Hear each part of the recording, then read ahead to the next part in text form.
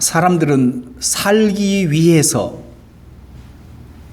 하루 세 끼 밥을 꼬박꼬박 잡수시고, 사람들은 살기 위해서 일을 하고 돈을 벌고, 사람들은 잘 살기 위해서 또한 사업체도 경영합니다. 이 모든 것은 살기 위해서입니다. 그런데 육신이 살기 위해서는 할 수 있는 일을 다 하지만 내 심령이 살기 위해서는 여러분은 무엇을 하십니까? 내 영혼이 살기 위해서, 내 심령이 살아있기 위해서 여러분은 무엇을 하고 계십니까? 소명받은 성도가 살기 위해서 반드시 해야 하는 일이 있는데, 그것이 예배, 찬양, 기도, 복음 전도, 그리고 복음에 합당한 생활과 인격, 이것이 소명받은 성도가 반드시 해야 하는 일입니다. 이것은 내 영혼이 살기 위해서 해야 하는 겁니다. 그래서 사도 바울은 오늘 우리에게 하나님의 전신갑주를 입어라, 하나님의 전신갑주를 입어라 말씀하셨습니다. 이 내용을 좀 쉬운 말로 세 번역으로 하면, 그러므로 여러분은 진리의 허리띠로 허리를 동이십시오. 정의의 가슴막이로 가슴을 가리고 버티어 서십시오. 평화의 복음을 전할 차비를 하십시오. 이 모든 것에 더하여 믿음의 방패를 손에 드십시오. 그것으로서 여러분은 악한 자가 쏘는 모든 불화살을 막아 꺼버릴 수 있을 것입니다. 그리고 구원의 투구를 받고 성령의 검, 곧 하나님의 말씀을 받으십시오. 온갖 기도와 간구로 언제나 성령 안에서 기도하십시오. 이것을 위하여 늘 깨어서 끝까지 참으면서 모든 성도를 위하여 간구하십시오. 이게 영혼이 살기 위해서 소명받은 성도가 입어야 할, 갖추어야 될 하나님의 전신 갑주의 내용입니다. 그런데 놀랍게도 전신 갑주를 입으면 모든 게 다 해결될 줄 알았는데, 사도 바울은 특별히 에베소 6장 18절에서 기도하십시오라고 말합니다. 전신 갑주를 갖춰 입었는데 머리부터 신발까지 완벽하게 영적 승리를 위한 준비를 다 갖추었는데, 마지막으로 부탁하는 일이 기도하십시오였습니다. 소명받은 성도가 마지막에 해야 하는 일은 기도하는 것입니다. 한국 교회가 기도를 가르칠 때에 참 재미있게 가르쳤습니다. 우리가의 기도를 하나님이 들으십니다 라고 우리는 배웠습니다. 그런데 한 가지 빠진 게 있습니다.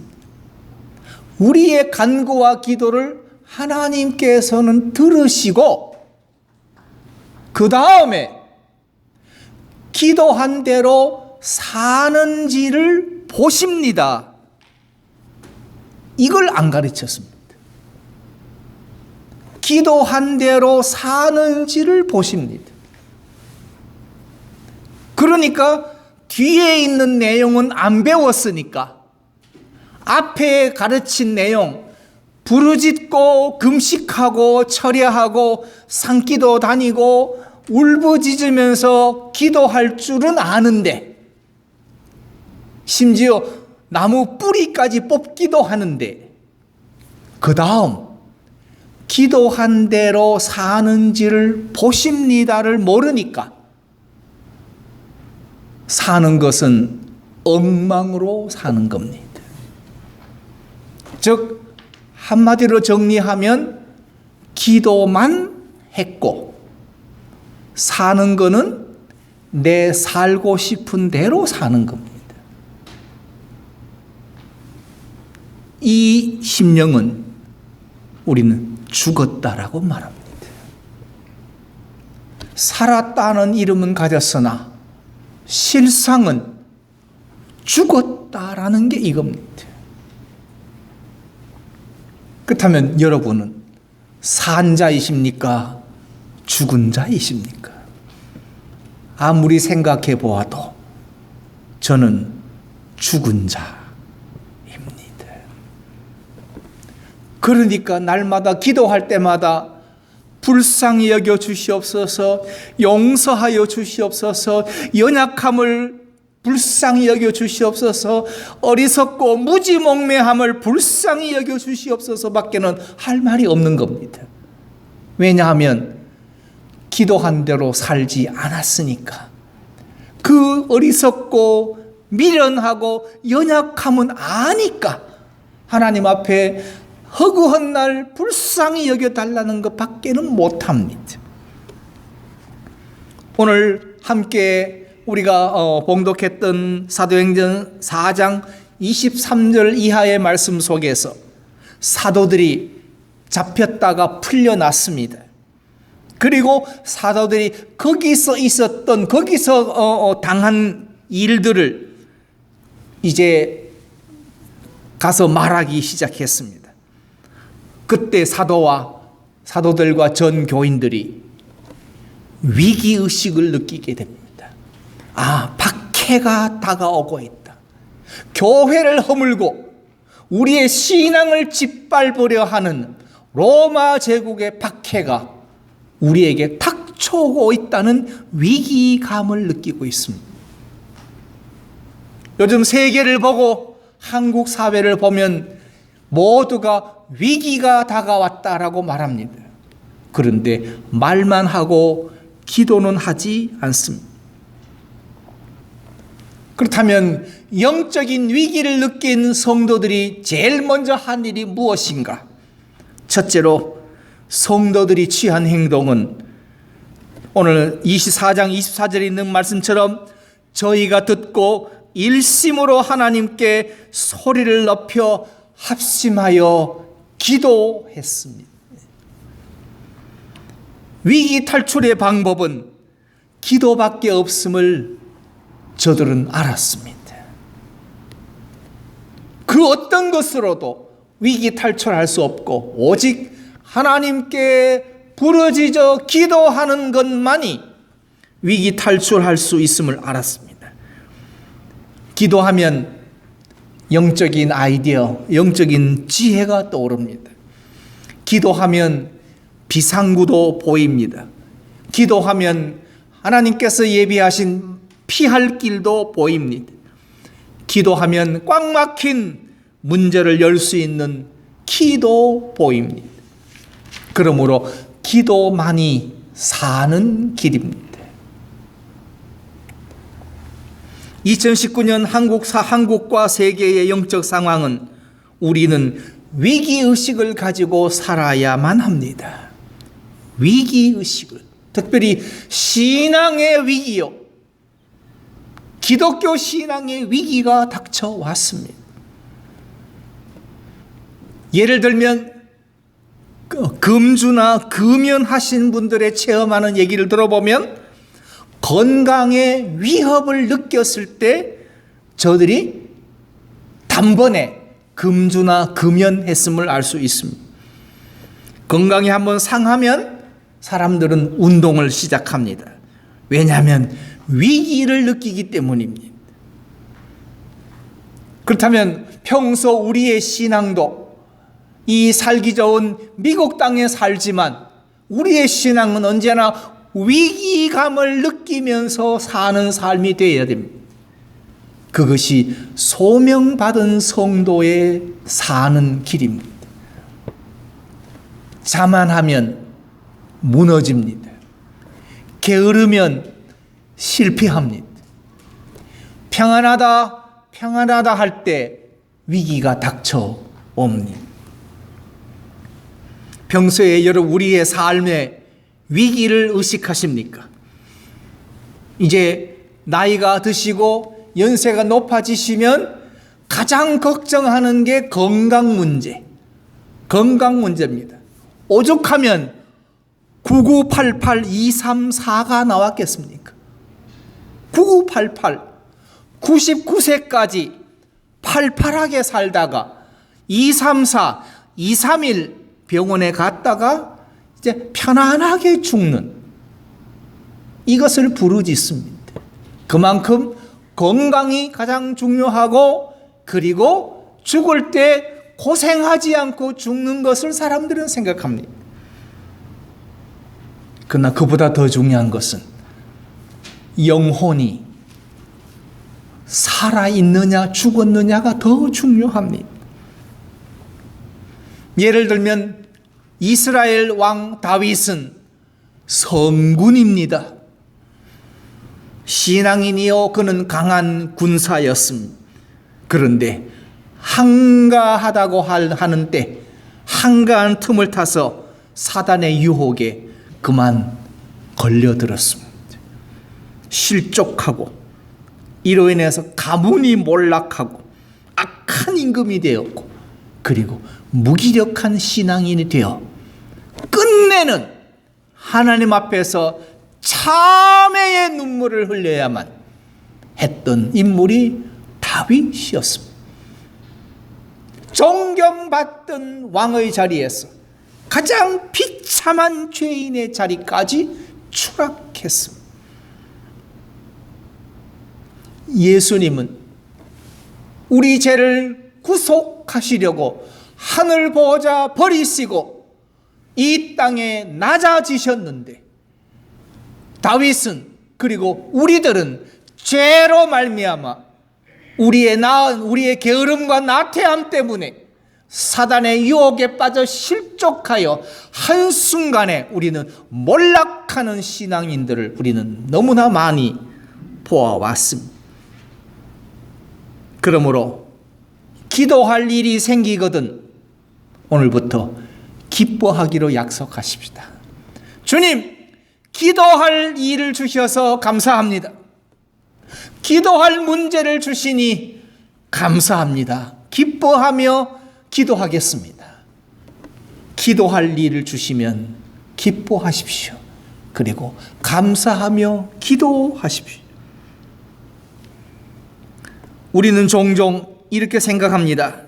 왜 하나님은 고난과 핍박을 주시는가? 그런 거 없이 해주시면 우리가 더 잘할 수 있을 텐데, 내가 고난 없어도 내가 잘할 수 있는데 라고 말을 합니다.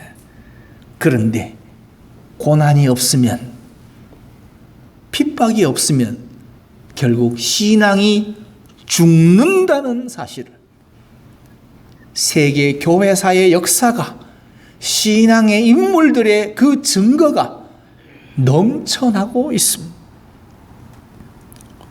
오죽했으면 예수님께서도 제자들을 파송하실 때에 돈과 전대를 가지지 말고 심지어 2벌 옷도 가지지 말라 라고 했습니다.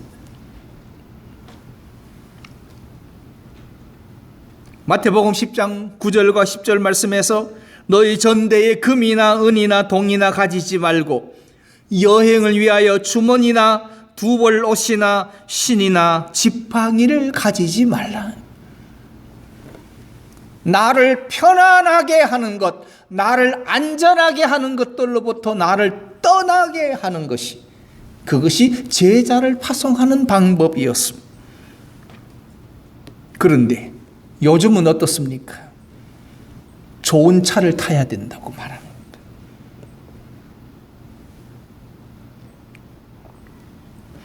사도 바울의 진정한 고백을 한번 들어보십시다.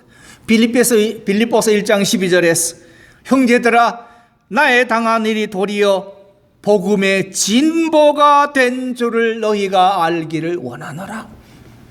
내가 고난을 받아 내가 옥에 갇히게 된 것도 도리어 복음의 진보가 되었다. 여러분의 가정에 어려움이 찾아온 것이 하나님의 은혜인 줄 아십니까? 건강이 나빠진 것이 도리어 하나님의 은혜가 되는 줄 아십니까? 우리는 가장 기본적인 것을 모르고 삽니다. 건강 주시면 좋을 텐데 라는 말만 되풀이하고 있습니다.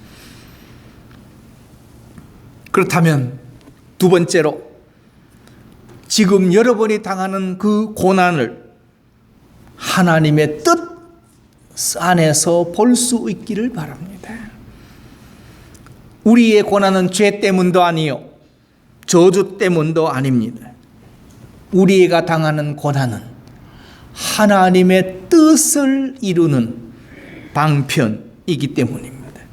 그러므로 고난 중에 해야 해 우리가 할 수 있는 일이 무엇입니까? 고난 중에 우리가 할 수 있는 유일한 일은 불평하고 원망하고 남을 탓할 것이 아니라 하나님을 더 간절하고 강하게 붙드는 일만 남았습니다. 더욱 기도하는 것뿐입니다. 기도하고 기도할 것밖에 없습니다. 그런데 우리 한국 기독교인들은 기도하고도 기도 안 한 사람처럼 삽니다. 즉 오뚜기처럼 삽니다. 기도할 때는 자빠졌다가 기도하고 나면 또 벌떡 일어서서 내 옛날 사람 그대로 또 삽니다. 아프고 고난당하면 또 자빠져서 기도하고 기도 끝나면 또 벌떡 일어서서 옛날 그대로 또 삽니다. 기도하고도 기도 안 한 사람처럼 살지 마십시다. 왜냐하면 하나님께서 기도한 후에 기도한 대로 사는지를 보시기 때문입니다. 다 함께 하나님께 부르짖어 아뢰었다 할 때에 들어올리다 최고의 목소리로 부르짖다. 즉 하나님께 간절하게 매어 달렸다는 것을 말합니다. 구약 예레미야 선지자는 33장 3절에서 너는 내게 부르짖어라. 내가 내게 응답하겠고 내가 알지 못하는 크고 비밀한 일을 내게 보이리라. 보이리라고 말씀하셨습니다. 그러므로 뜨겁게 기도하십시오. 뜨겁게 찬양하십시오. 그리고 뜨거운 심령으로 감사하십시오. 그리고 하나님의 역사를 갈망하십시오. 이 일은 하나님의 일을 하기 위한 것이다. 그러므로 하나님의 역사하심을 기대하고 갈망하십시오. 나를 보지 말고 나를 떠나 하나님을 보셔야 합니다.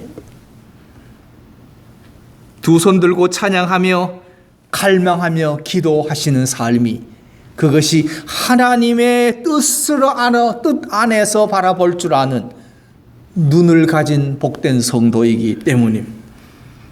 오늘 성경을 보면 24절에 이렇게 말합니다. 저희가 듣고 일심으로 하나님께 소리 높여 가로되 대주제여 천지와 바다와 그 가운데 만유를 지으신 이시여. 하나님은 전능하신 하나님, 기도의 근거가 최고의 존재 주권자여 우리의 주 되시며 온 우주를 만드시고 지금도 다스리시고 살아 역사하시는 분이심을 기도에서 말하고 있습니다. 그러므로 내 문제를 해결할 수 있는 분은 내가 아니요 하나님이시기 때문입니다. 나의 기도와 간구에 응답하시는 분은 하나님이란 절대적인 믿음을 여러분 가지셔야 합니다. 두 번째로 저들은 26절과 7절에서 그들이 당한 위기의 내용을 말합니다. 아파요, 힘들어요, 괴로웠어요. 감정을 말하는 것이 아니라 팩트, 그들이 당한 위기의 내용을 말합니다. 성경을 보면 세상의 군왕들이 나섰다. 그리고 관원들이 함께 모였다. 주와 그 그리스도를 대적하도다. 그들이 당한 위기의 내용은 이렇습니다. 하나님이 기름 부으신 거룩한 종 예수를 거스린다. 헤롯과 본디오 빌라도는 이방인과 이스라엘 백성과 합동하여 하나님의 기름 부으신 거룩한 종 예수를 거스렸다. 저들이 당한 고난과 위기의 내용은 복음이 막혔다. 복음이 막혔다는 겁니다. 예수, 하나님이 기름 부어 세우신 거룩한 종 예수를 거스렸다. 이 말은 복음의 문이 막혔다는 겁니다. 이제 이 문을 열기 위해서는 하나님의 절대적인 능력이 필요합니다. 그러므로 기도할 것밖에 없습니다. 그런데 세 번째로 이 대적들의 행동을 사도들은 어떻게 보고 있는가? 오늘 가장 중요한 핵심이 하나님의 권능과 뜻대로 이루려고 예정하신 그것을 행하려고 이 성에 모였습니다. 분명한 위기가 맞습니다. 그리고 복음의 길이 막혔습니다. 그런데 사도들은 그러므로 이제 우리가 하나님의 뜻을 이루려고 모였습니다. 막힌 줄 알고도, 고난당하는 줄 알고도, 위기가 닥친 줄 알고도, 박해가 임박한 줄 알고도, 예수를 거스리는 줄 알면서도 그러기에 우리가 하나님의 뜻을 이루려고 모였습니다. 여기에 하나님의 역사하심이 함께합니다. 사도들의 눈에 비친 역사관은 모든 것이 하나님의 뜻을 이루는 것이었습니다. 믿지 않는 사람들은 세상의 역사가 움직인다고 말합니다. 그런데 성도는 세상의 역사는 하나님이 움직이신다. 역사의 주인은 하나님이시다.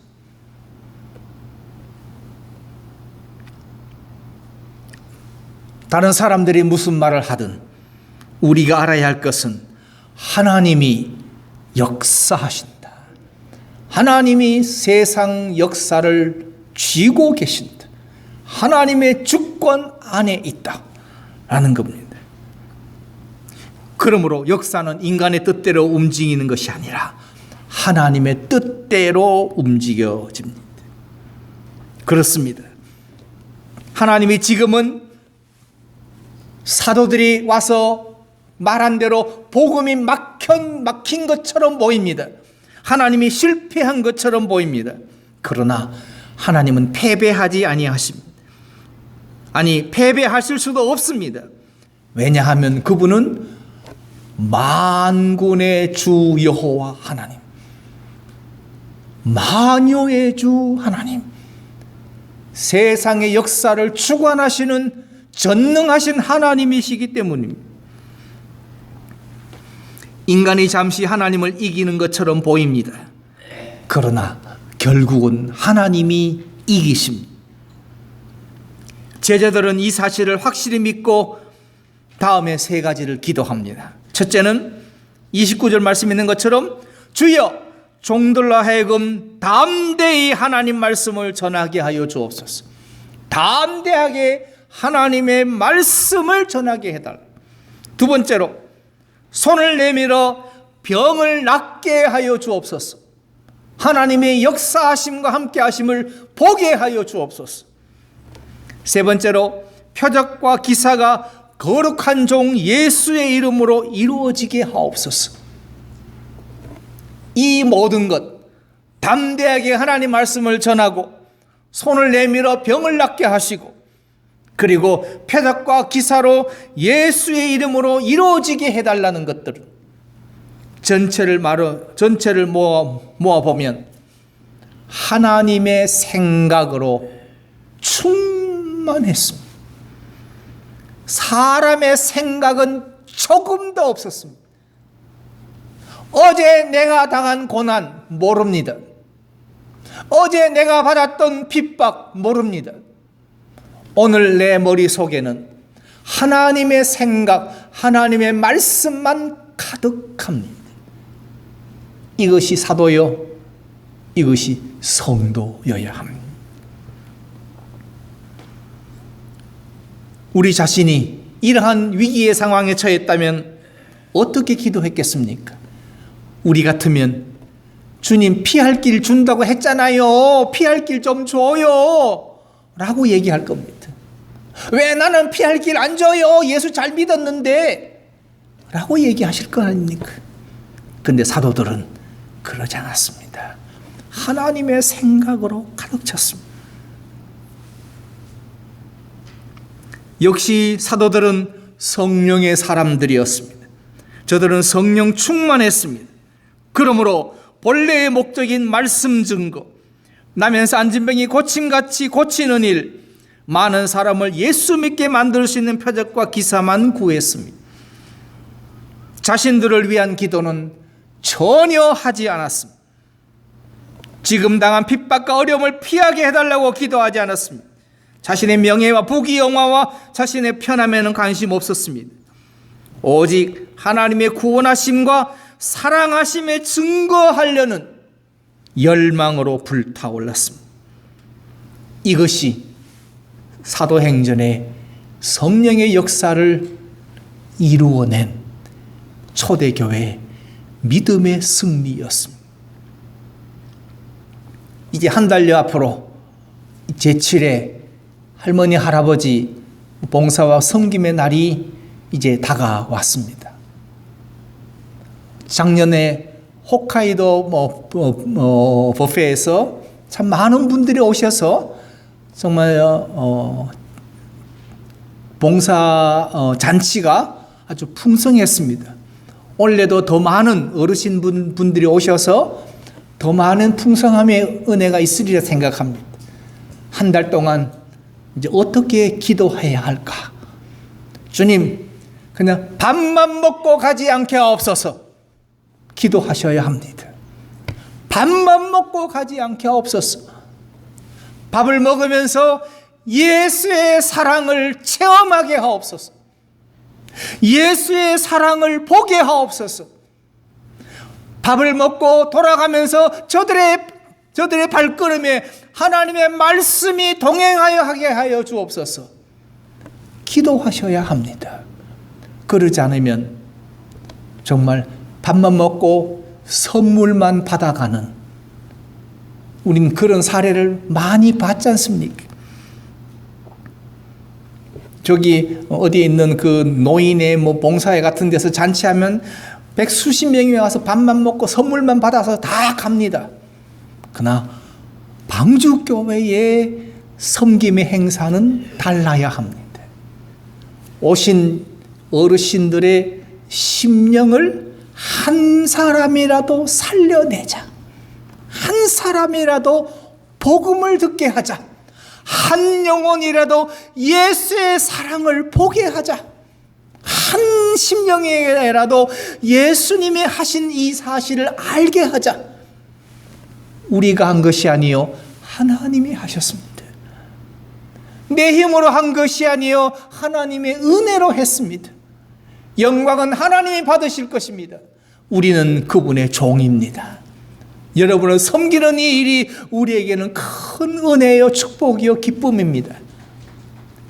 이 사실을 오시는 분 한 분 한 분들에게 알게 하고 보게 하고 듣게 해서 잔치를 끝마친다면 하나님 얼마나 기뻐하시고 우리 교회가 얼마나 복이 되겠는가를 생각해 보았습니다. 하나님의 우리 방주교회와 함께 하셔서 9월 이 봉사와 섬김의 이 행사가 은혜가 풍성하고 많은 분들이 정말 대접을 받으면서 즐거워하고 거기에 하나님의 말씀과 예수의 사랑과 하나님의 하신 이 놀라운 기적의 사실을 저들에게 보여줄 수 있는 행사가 되기를 바랍니다. 무리가 다 성령에 충만하여, 오늘 31절 말씀에 빌기를 다함에 모인 것이 진동하더니 무리가 다 성령에 충만하여 담대히 하나님의 말씀을 전하니라. 하나님의 말씀을 전하니라. 이런 초대교회의 성령의 역사하심이 우리 방주교회와 여러분의 삶에 함께 하시기를 간절히 축원합니다.